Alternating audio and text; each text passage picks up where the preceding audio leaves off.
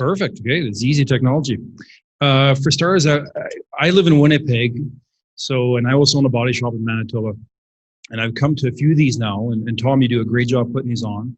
And I want you guys to all know that from what I've seen today and the other ones, from having SGI join in on it, Polytechnic, how you guys have organized these twice a year, is that this is really awesome. I hope you guys understand how in Manitoba, we are begging for this type of information. And we don't have a school that's involved like this. We don't have, our insurance company doesn't communicate back to us like this. So I just want you guys to know that being an outsider coming in, I enjoy these, and I don't even have a body shop here, right? But so thanks again, Tom, for having me. Today's been a lot of information. The good news, this is simple stuff. So this is not gonna twist anyone's brains. Most of you guys out there have already been using adhesive templates the last few months. So a lot of this is going to be stuff that you already know. There's still a lot of shops that have not even registered. That means if they haven't registered, they haven't even used it yet. So I'm going to kind of go through just a quick overview because you guys already had a lot of information today.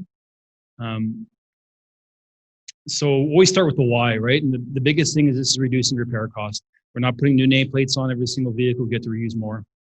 This does reduce the environmental impact. Obviously, we're not throwing new nameplates in the garbage. And we're supporting a Canadian company. We're based out of Winnipeg. Biggest thing is this: when you go to the website, we're www.adhesivetemplates.ca. The number one question we get is people saying they can't log in. And they can't log in because they accidentally went to the .com website.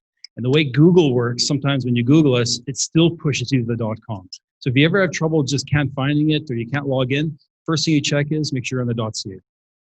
When you're registering, on the top right-hand button of the homepage, there's a simple register button. Click on that. And then it's pretty intuitive. You put your information in. A couple keys is make sure you put that you're from Canada. Make sure you put your PST number in there. I need that.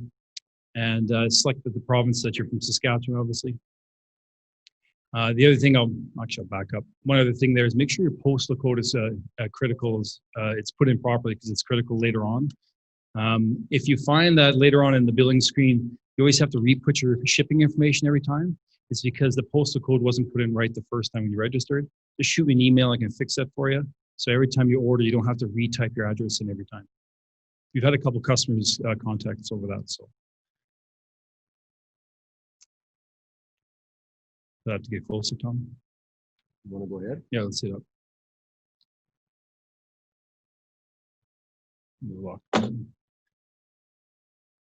Go ahead, yeah. Oh, there we go. Back up. Okay, better. And then when it's time to log in, obviously just put your email address and your password.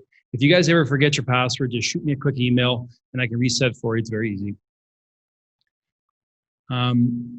Once you're logged in, there's two ways to search templates, and that's either by the part number or year, make, model search. I always recommend by the part number. It's the most accurate way to do it. When you pull up your part number at the bottom of the screen, you can see this is a Ram 1500, gives a brief description. There's a ready to ship kind of a box there. If we don't have it, it'll say that it's not available or it's not recommended for use. And, oh, did you do that? Good job. Let's say you can go on. So next screen, please, Tom. Okay. There you go. And then this is your cart. So once you've selected one that you want, it opens up this shipping cart, or shopping cart, sorry. You can continue shopping, going back and picking more. You can hit the checkout to move forward.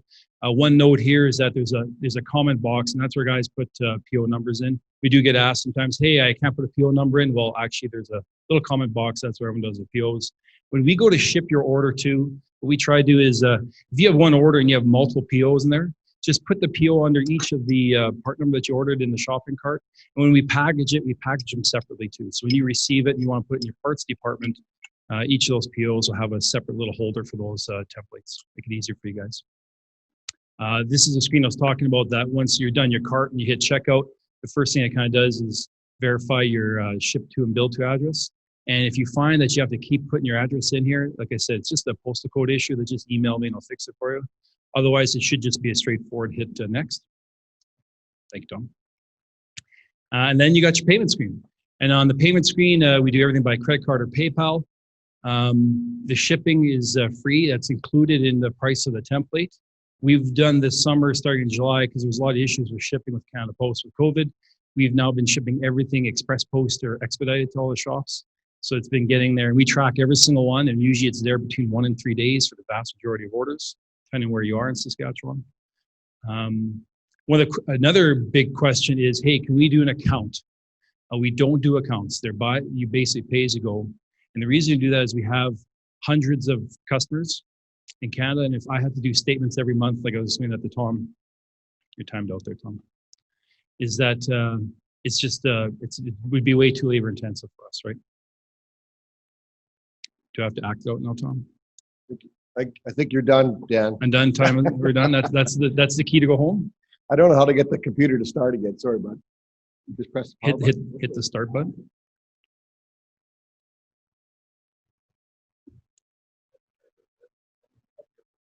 Yeah. Well, you just have to wing it. I have to wing it. That's cool. So then, what was I talking about? Oh, the accounts. So anyways, as it stands, we know we do everything by credit card or PayPal as you go. When you hit the place order button after you put your shipping information, that's another issue we get commonly asked about, is I hit place order, nothing happens, okay? The way our website works, if you don't have the right information in your credit card, it just doesn't let you go forward. So a thing you have to do is just double check. If you hit place order and it doesn't go to a confirmation screen, just double check your credit card number. And 99% of the time, just someone forgets a digit or didn't get the expiry date right or not. Second thing is this, if it doesn't go through, it can be just an issue with the credit card itself. So, and we get that where some credit card companies, the fact that we're an online, we'll put a stop payment on it. Again, just reach out to us. We probably get maybe 1 a week or so where there's a payment issue. And half the time it's just simply keyed in wrong credit card. And half the time is someone just has to call the credit card company and basically open us up. After you do once you click on actually I'll make a note right now, Tom, this presentation is online too on our website. So if you want to see these slides at any time, you can just go to our website under the FAQ section. Your clicker should be working again. My clicker works again? Yeah. Thank you. So like I said, for you guys in Saskatchewan, you don't have to click on anything else for shipping. We are shipping every order express post anyways, and we're not charging you guys for it. And try to help with the shipping times through COVID with Canada Post. Once your order's done, you get this order confirmation, you get an email right away. Now, how to use it, right? Everyone's got their own way of retaping nameplates, right? But a couple key things that we suggest is our startup kit, because it's got some solution you can soak it in, and it's got an alignment grid that we use for the multi-piece templates. And simply heat it up, take it off. You can use either a scraper or fishing line. Everyone's got their own way. The key's not damaging the nameplate. Warming it up really helps it. Obviously, you got to take your rubber wheel, remove the old tape, and then you want to soak it. We have it there soak up to 24 hours. But you can soak a lot of them a lot longer. The ones you have to watch for is you have an old one that's starting to peel already, or if it's a colored one like X31, for example, or old C-Max, they have a red kind of insert. Some of those, that red will actually melt if you soak them. So in that case, just put less solution in the bottom of the container, and this way you can just put the adhesive side down. But that speeds up the process of removing the old tape is by soaking it. If you just try razor blade off or rubber wheel it off, it's pretty time consuming. So that just makes it a little bit faster there. So if you let it soak overnight, the old tape gets really soft and it's easier to scrape off. Just got to make sure you rinse the letters because you don't want any of the residue of the blueberry solution left on them. Note that it is biodegradable, so you're okay to rinse it. And then you use the 3M adhesion promoter sponge on the backside of each nameplate. So it makes everything stick better. And you remove the protective white layer on the template and apply it to your one piece and put it on the car. And then obviously now we've got a multi-piece one. Same basic step, just an added thing is that you got to still wipe the white backside of the letters with the adhesion promoter. And then now you're going to stick them one at a time onto the letters and just double check. That's what we use the grid for, is really double checking to put on straight. And worst case scenario is that if you don't, you can always lift up the letter and just move it a bit. And then we supply a piece of transfer tape on all of them. Some guys use masking tape, but we just supply a clear piece of transfer tape that you lay over top so you can pull off the letters and stick it back on the car like you would normally. Okay. So pretty much that's the whole system. And again, most of you guys have already been doing this already.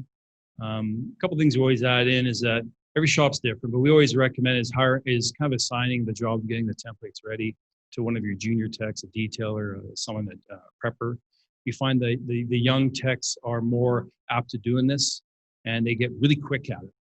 And then this way, your experienced techs, we want them welding and doing panel replacement, and measuring frames, right, and not necessarily dealing with nameplates. Soak it as long as possible. It just gets the old tape off easier. And like I said before, be careful of the ones with color.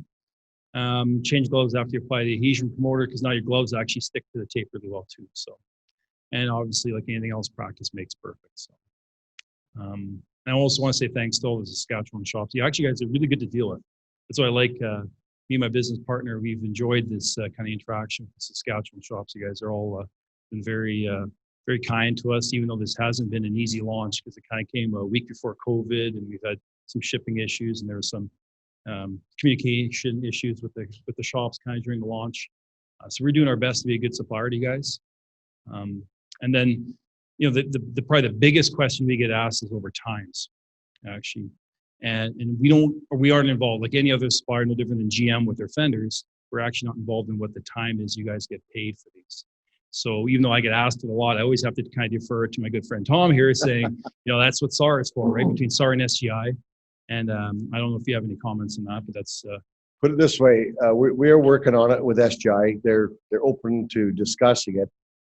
In my talks with Dan, you know, the old way that we put these on is we had to take a roll of tape and pull out the decollete and cut it all up and make it fit, and it was kind of like a dog's breakfast. And if you didn't cut yourself, that was a good thing. It was a successful attempt. Now we have the nice little template that you can, and a process. And by the way, I think, are you going to do some door prize draws? Is that what you're doing? Yeah, I have 3 of those starter kits. He's got 3 of those installation kits. We're going to be giving 3 of them away right away. But once you understand how the process works, here's the deal. On a one-piece emblem, you're going to just knock it out of the park. Yeah, it's boom, boom. When you get a Silverado, you're going to be swearing, saying this is a sucky deal. Yeah. You know, the trouble is that the idea is that you this is an age-old insurance thing, right? You win on some and you lose on others. We'll make it up on the next one. So I would just tell you, if you're doing a lot of Silverados or a lot of Grand Caravans, give me a call and we'll see what we can do. But if you start monitoring the one-piece units compared to the multiple-piece units, what you do, I think you're going to find out that you're further ahead money-wise, time-wise, and you are not all cut to pieces. Yeah, and the OEMs are helping us all out a little bit. So, for example, is GMC and Ram.